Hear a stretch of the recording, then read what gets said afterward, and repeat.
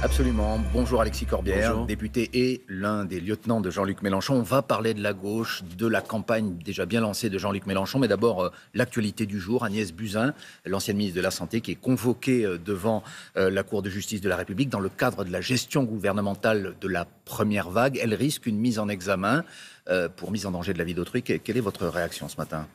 De manière générale, sans même rentrer trop dans le dossier, c'est une bonne chose qu'il y ait un principe de responsabilité. En Ve République, c'est un peu l'irresponsabilité. Souvent, le président de la République, lui, ne rend pas des comptes au Parlement, etc.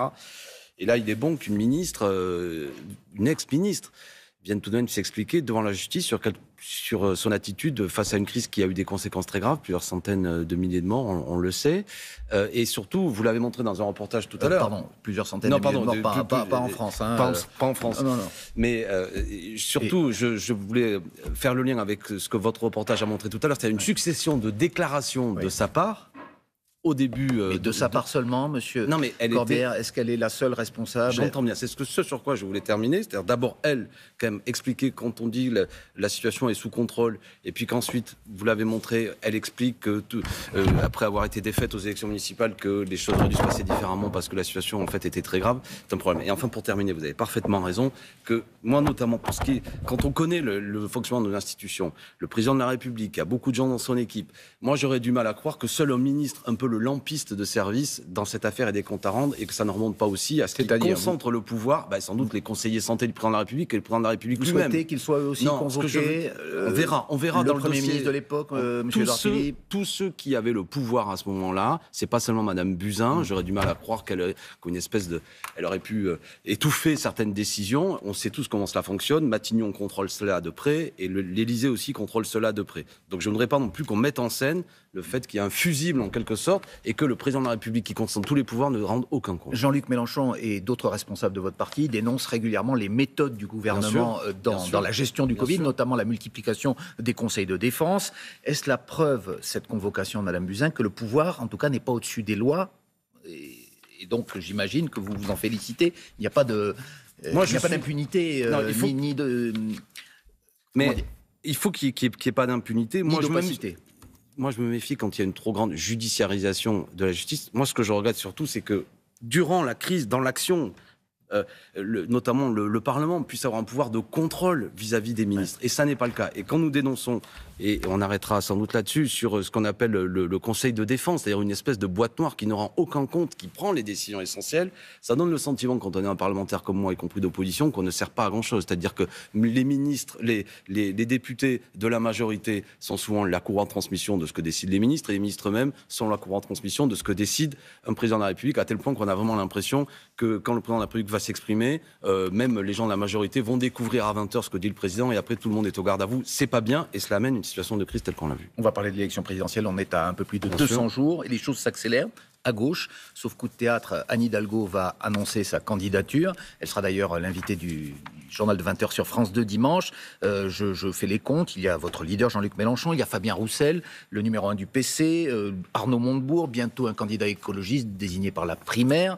Ça fait au moins 5 candidats à gauche. C'est la certitude quasi absolue que vous n'aurez pas de candidats qualifiés pour le second tour, avec un tel Ça, je ne vous éparpillement. laisserai pas le dire, parce que vous n'en savez rien, parce que ces deux électeurs d'en décider, parce que la clé de tout, c'est la mobilisation de ceux qui sont abstentionnistes, souvent des milieux populaires. S'ils se mobilisent, alors le second tour est possible. Et sans doute, ça rentrait trop dans la cuisine. La possibilité d'entrer au second tour à cette élection présidentielle peut être à 18-19%. Et je rappelle que le candidat Jean-Luc Mélenchon, qui a la différence de tous les candidats que vous avez cités, que je respecte, mais a déjà fait 7 millions de voix à 19,5%, c'est possible. Donc moi, je ne cultive pas le crédité de 12-13% selon les sondages. Écoutez, si on parle sondage, et j'aime pas le faire, en 2016, au même moment, en septembre 2016, nous étions au même niveau dans les sondages. Donc tout est possible. La question, c'est est-ce qu'on se mobilise ? Sur quoi on se mobilise ? Nous, notre stratégie et notre programme, ça s'appelle l'union populaire. C'est-à-dire que les appareils politiques, certains ont expliqué qu'ils voulaient l'union, mais en fait voulaient tous se présenter, ce que vous venez de citer. Nous, on dit on peut se rassembler sur des contenus.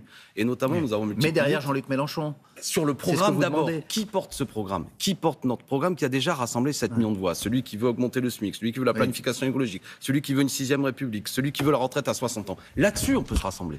Mais pourquoi vous n'arrivez pas à vous mettre d'accord, M. Corbière? Vous serez ce week-end à la fête de l'Humanité, vous y verrez sans doute le candidat communiste, Fabien Roussel. Pourquoi au moins entre vous deux, là c'est une excellente discussion, c'est qu'avant et Fabien Roussel, vous ne vous mettez pas d'accord. Avant de placer la barre trop en disant il faut que tout le monde se rassemble, ce qui n'est jamais arrivé, au moins ceux qui pensent un peu la même chose pourraient se rassembler. Nos amis communistes, au passage, je leur souhaite une bonne fête de l'Humanité. J'ai beaucoup de sympathie pour les communistes. On a fait une belle campagne en 2012 ensemble, une belle campagne en 2017 ensemble. On pourrait la refaire. L'événement, c'était nous. Ouais. Ensemble, on avait réalisé la dernière fois les conditions quasiment d'être au second tour en 2022. Pourquoi ne pas le faire? C'est une discussion qui est en cours. Apparemment, les communistes ne sont pas du tout décidés à suivre Jean-Luc Mélenchon. Je ne peux que vous dire que j'en ai le cœur qui saigne quelque part. Et quelles propositions allez-vous leur faire? Notamment, on peut continuer à discuter. Pourquoi pas un accord en plus législatif, je le dis, avec les communistes, pour que, en cas de victoire évidemment de Jean-Luc Mélenchon, ou même si c'était pas le cas, nous puissions avoir un maximum de députés insoumis et communistes, parce que je le dis pas par affection comme ça, c'est parce qu'on porte le même programme. À l'Assemblée nationale, à 90%, il y a quelques points, les communistes sont pro-nucléaire, etc. Mais je veux dire, pour l'essentiel, nous disons les mêmes choses. Et je le répète, les Français le savent. 11% en 2012, 19,5% ensemble en 2017. Pourquoi ce que nous avons fait en 2017, nous ne pouvons pas le refaire? Et notre programme, l'Union populaire, plutôt que des fois de perdre du temps avec les directions politiques, propose qu'on se mette d'accord sur les contenus et on peut y arriver. Après, Madame Hidalgo, c'est le retour de François Hollande, elle a le droit, si vous avez aimé François Hollande, revoter Hidalgo. Voilà, mais Arnaud Montebourg, il devrait soit être à nos côtés, mais il est dans cet espace. J'espère que la candidature d'Arnaud Montebourg, qui n'ira pas jusqu'au bout, vous le savez très bien. Vous avez des informations? Non, mais je veux dire, on voit bien même le profil qu'il prend actuellement. C'est un peu normal, le jeu de la Ve République qui vient de dire qu'il est candidat, il n'en a ni les moyens, ni même... Je veux dire, en tout cas, ça vous fait une concurrence supplémentaire. C'est un peu... À quoi ça sert? À quoi ça sert? Je le dis à Arnaud Montebourg, s'il pense sincèrement, et je sais que c'est un homme sincère, s'il est vraiment aujourd'hui pour passer en 6e République, une politique de réindustrialisation, créer les conditions réellement d'une remise en cause des traités... Mélenchon n'a aucune chance d'être président de la République, il l'a redit il y a quelques jours. Mais il devrait faire des rubriques d'horoscope dans les journaux, parce qu'il sait des choses, je ne sais pas d'où il le tient. Sur la base de quoi il dit ça? À quoi ça sert de... Je le dis à Arnaud Montebourg, vraiment, qui est un homme que je respecte. À quoi ça sert de dire ça? Il n'en sait rien. La dernière fois, Jean-Luc Mélenchon... Il avait voté pour lui en 2017. Non, oui, alors ça c'est sans sonnette, sans la parole de M. Montebourg. Et je dis Arnaud Montebourg, la dernière fois, ça aurait été bien, parce que moi j'ai discuté avec lui, qu'il dise pour qui voter. Et peut-être qu'il aide à ce qu'il y ait un rassemblement la dernière fois, en aidant peut-être l'équipe de Benoît Hamon. Il l'a dit, mais après. Oui, écoutez, d'accord. Mais peut-être qu'il a... C'est toujours là. Il s'est souvent trompé, Arnaud Montebourg. Je rappelle que c'était l'homme qui a appelé à voter François Hollande contre Jean-Luc Mélenchon. Bon, et c'est lui qui avait... Vous l'appelez quand même à vous rejoindre. Qui avait mis Manuel Valls à Matignon. Donc, il pourrait peut-être ne pas éviter de nous faire un pronostic parce qu'il s'est souvent planté. Jean Castex, lui, se félicite de la situation économique. Il parle d'un rebond spectaculaire avec un nombre inédit de création d'emplois, un chômage au plus bas depuis 2008. Est-ce que vous approuvez ou est-ce que vous confirmez ou est-ce que vous contestez? Je vais vous dire, vous comme moi, si c'était vrai, j'approuverais. Mais ça, c'est de la propagande gouvernementale. Non, vous le savez, enfin, du moins, vous avez vu les chiffres. Il y a plus 4,4% par rapport à mars 2020. 5,7 millions de gens d'emplois, 300 000 emplois non pourvus. Non, mais attendez, la réalité des chiffres, c'est 5,7 millions de gens inscrits à Pôle emploi. Et si on prend la date de mars 2020, 4,4% en plus. Il y a eu actuellement 112 000 licenciements depuis mars 2020. 1000 plans de licenciement, d'accord? Est-ce que il y a un rebond mécanique du fait que là, on vient de traverser une situation où la croissance s'était quasiment arrêtée. Donc, il y a beaucoup de communication gouvernementale. Mais de fausses informations qui sont données, c'est ce que vous nous dites ce matin. Notamment pour ce qui est du chômage, la petite musique, il y a des formules habiles parfois, mais que les Français, hélas, ne croient pas. J'aimerais me tromper. Mais quelle est la réalité? Est-ce que le chômage est vraiment au plus bas depuis 2008, comme le dit Jean Castex, ou vous avez Moi, je vous dis que le chômage a augmenté par rapport à mars 2020. Voilà. Il y a plus de gens inscrits à Pôle emploi aujourd'hui que la dernière fois. Et vous le savez très bien, en plus, en fonction, l'augmentation des tarifs du gaz, l'augmentation des tarifs de l'électricité. Je crois qu'il y a des études qui montrent qu'un Français sur 4 considère que dernièrement, il a eu une baisse de pouvoir d'achat. Donc, il faut augmenter les salaires, augmenter le SMIC. Ce gouvernement n'a jamais augmenté le SMIC. Il faut mettre en place des mesures énergiques pour éviter que toutes les aides publiques qui ont été données ne profitent pas aux actionnaires. Vous savez, il y a eu des records, 51 milliards donnés de dividendes aux actionnaires. Une toute dernière question, Alexis Corbière. Jean Castex a pour l'instant écarté l'idée de la réforme des retraites dans les conditions actuelles. Tant mieux, il nous aurait trouvé sur son chemin.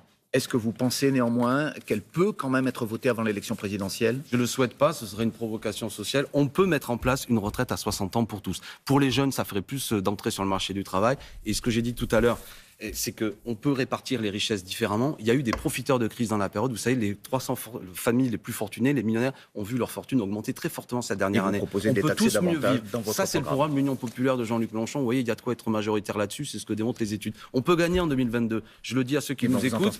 Il ne faut pas être dans la démoralisation. C'est possible. Merci Alexis Corbière, l'un des lieutenants donc de Jean-Luc Mélenchon. Et c'est la suite de Télématin. Merci.